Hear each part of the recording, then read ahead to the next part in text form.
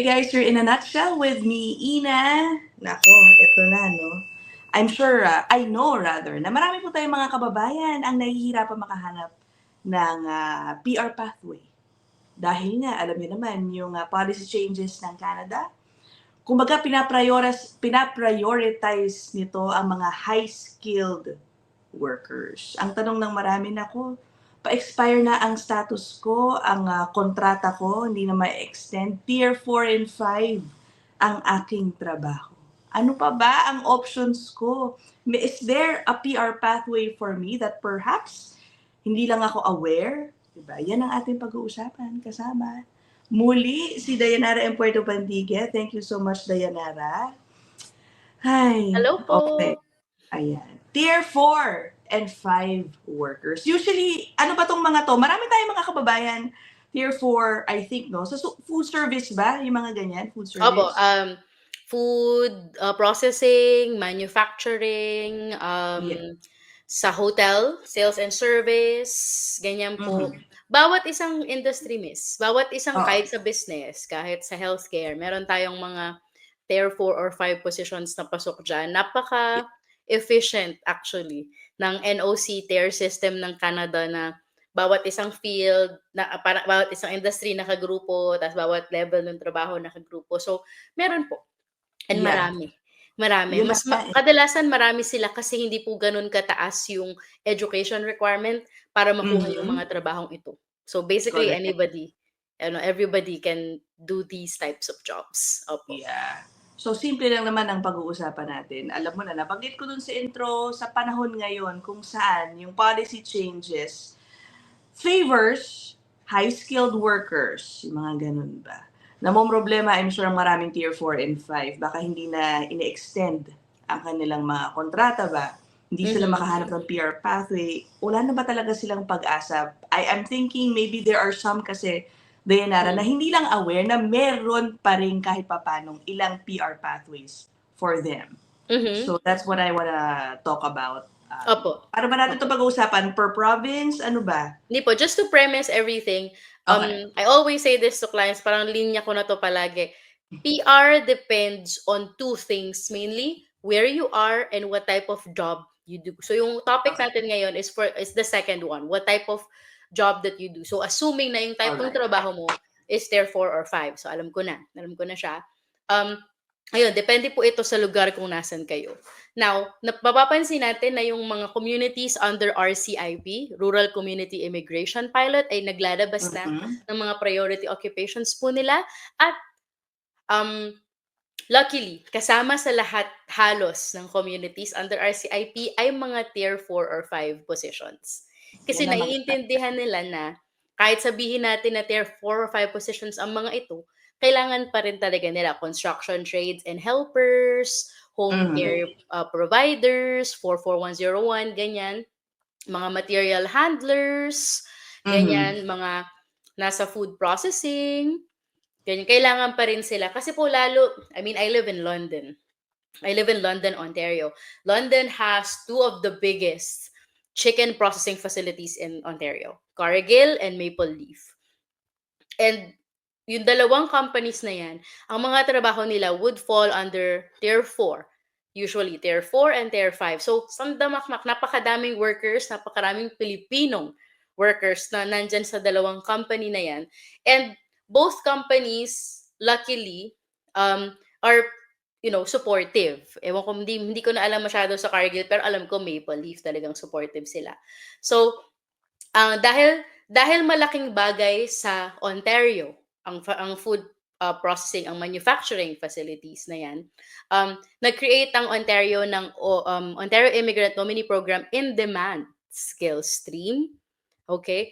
Na may listahan po ng mga skilled workers na kailangan, ng tier 4 or 5 workers na kailangan nila.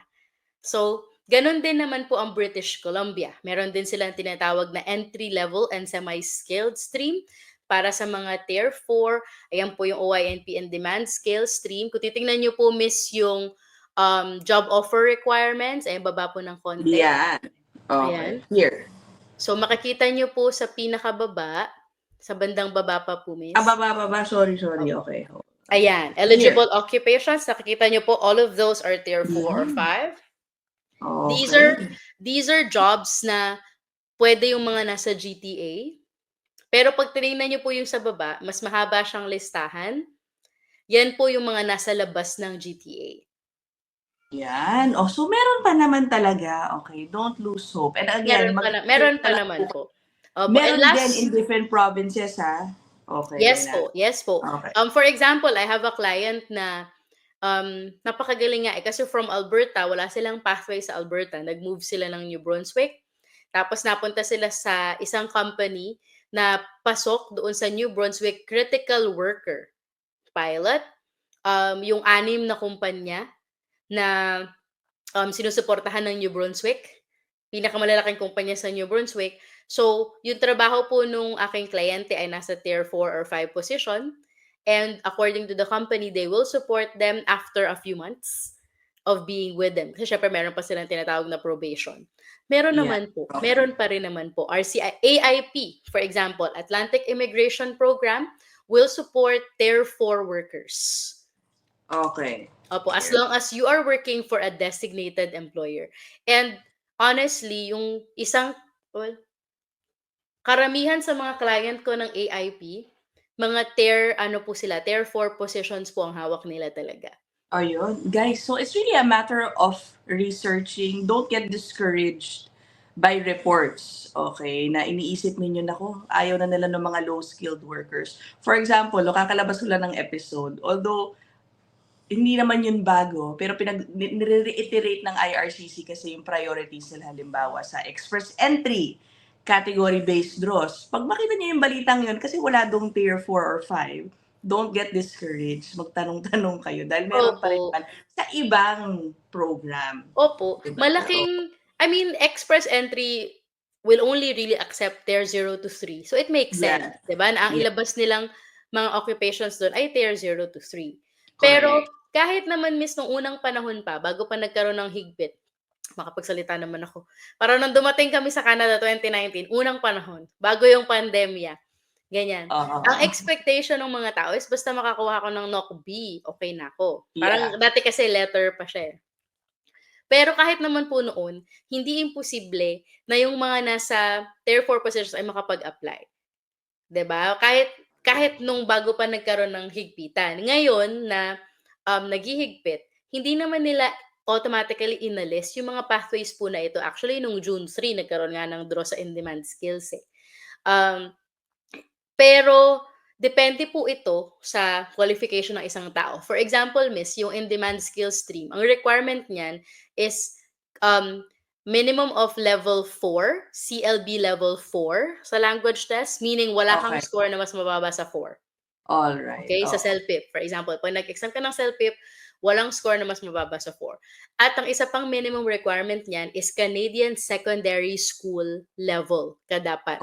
Meaning, sa Pilipinas, nakagraduate ka ng at least 2 years of college kung hindi ka pa inabot ng K-12.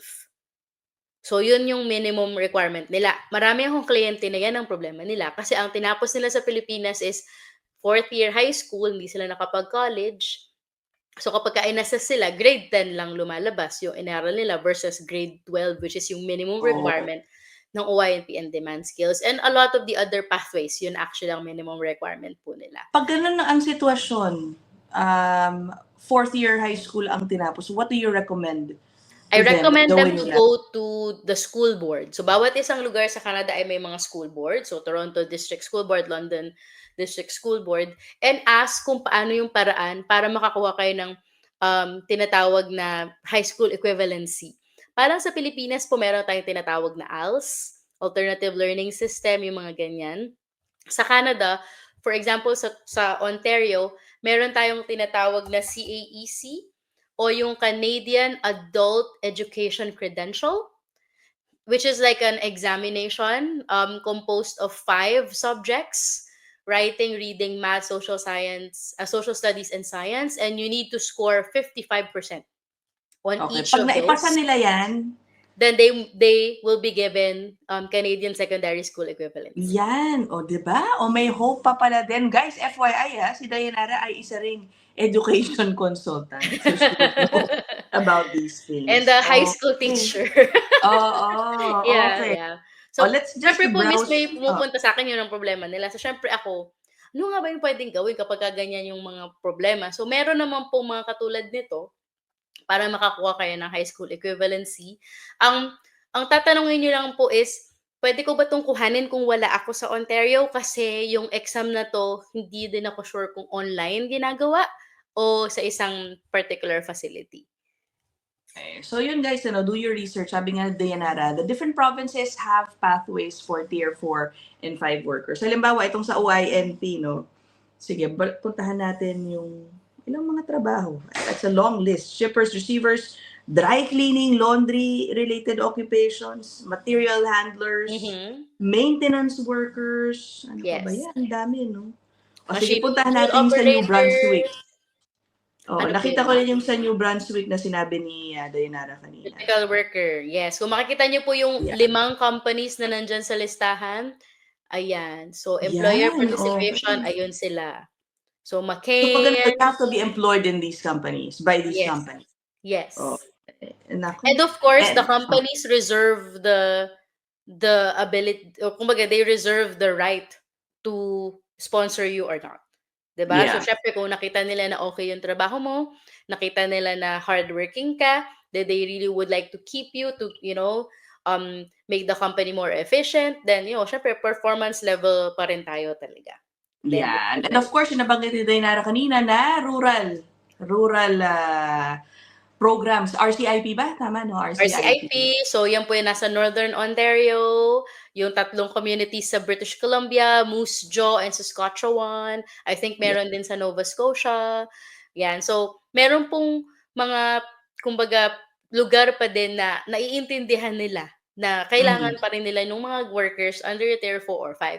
Huwag niyo pong isipin na dahil nasa Tier 4 or 5 kayo, hindi na kayo mahalaga. Kumbaga, wala na kayong value na maibibigay. Hindi yan totoo. Personally, kami po ng asawa ko, ang trabaho ng asawa ko ay, poultry preparer. So, para siyang butcher. Yan ang trabaho niya at yun ang nagpa-PR sa amin. Okay. So, hindi po ito imposible. Yeah. So, also, when you find your pathway, don't expect na guaranteed yan, syempre, no? Hindi porke nag-apply ka, nag-set up pa ng profile ay guaranteed. But, prepare a good application. Yung profile is parang ticket sa loto. Yun ang lagi kong sinasabi. Parang hindi mo dapat palampasin yung pagkakataon na magpasok ng ticket. Yeah. Sa tambiolo, kumbaga, para makuha ka. I mean, ganun pa rin. Ang i-advise ko lang po agad maaari is seek advice kung eligible ba talaga kayo. Napakarami ko pong mga kliyente na lumalapit sa akin, na-invite na sila. Yun pala, hindi sila eligible. Sayang yung invitation. Whatever reason. Sayang yung invitation.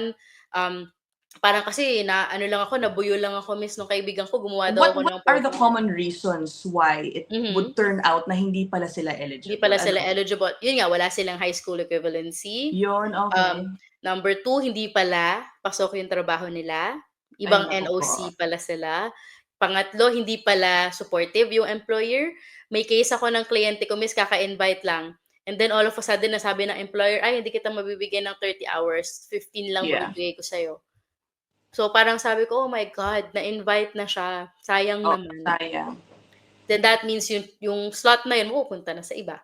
Yeah. So, ay, nako. So, yun Ang malungkot, miss, yung mga alam nilang hindi sila eligible, mag-a-apply pa rin sila. I-hold nila yung slot ng thinking that they can fix whatever yung kulang nila. Napakatagal na panahon. Yung doon ako medyo na-off ako sa ganun kasi sabi ko, why would you hold it knowing that you're not qualified? Yeah. Why would you push it? Parang knowing na hindi. Kasi parang kung lumipas na ilang buwan, December na, hindi na yun mabibigay ng Ontario sa iba. Kawawa naman sila. So, pag alam natin po na hindi tayo eligible, huwag na nating ipilit. Yeah. Okay. Yun lang naman. Short but sweet. Ang ating episode, guys, mag-research pa rin kayo. Okay, hanapin nyo yung mga yan. At least we gave you an idea that these programs, pathways still exist for Tier 4. Pwede mag-consult po kayo, magtanong po kayo kahit that doesn't have to be me, will be Mhm. anybody that representative that you trust, consult. Because, there may be other things that hindi niyo nakikita namin. Kasi syempre this is all we do, 'di Yeah. ba? Opo. Oo. Okay, so that is it for this episode. Maraming salamat again, Dayanara and Puerto Bandiga. Yung kanyang info ay nandyan po sa baba. Email nyo siya. Kunin nyo nga yung email. Ang hirap hanapin ng Facebook page pag ganyang nakasulat lang. But you can also Google her. It should come out. Okay, so that's it. I'll see you guys in the next one. See you, Bye. bye! Bye.